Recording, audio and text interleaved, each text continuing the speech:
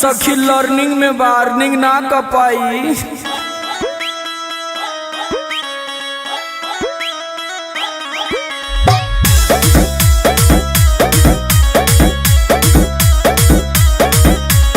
पूछ न पावे चूहे कहे पानी कार्बोरेटर से भइल बारे तंग जवानी रोज रोज के मैटर से। का कहिए पूछ न पावे चूहे कहे पानी कार्बोरेटर से भइल बारे तंग जवानी रोज रोज के मैटर से।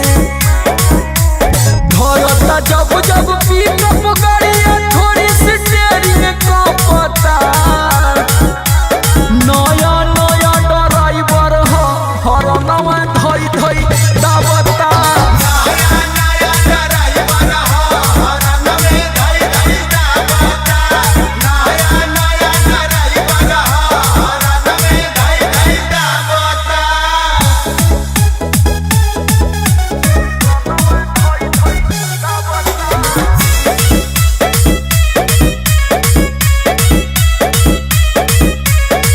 मारी दिलाया जाके में हज से ब्रेक हो भीतरी के मोबिल सारा बहरी देला फेंक हो।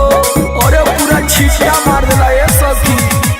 मार दिलाया जाके में हज से ब्रेक हो भीतरी के मोबिल सारा बहरी देला फेंक हो।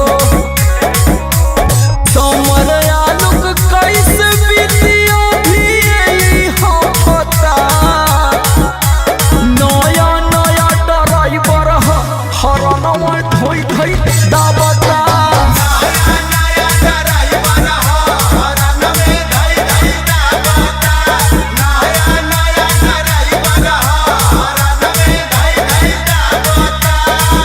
सोचा तानी कौनो एक्सपीरियंस वाले ड्राइवर से सिखवा दिए सखी।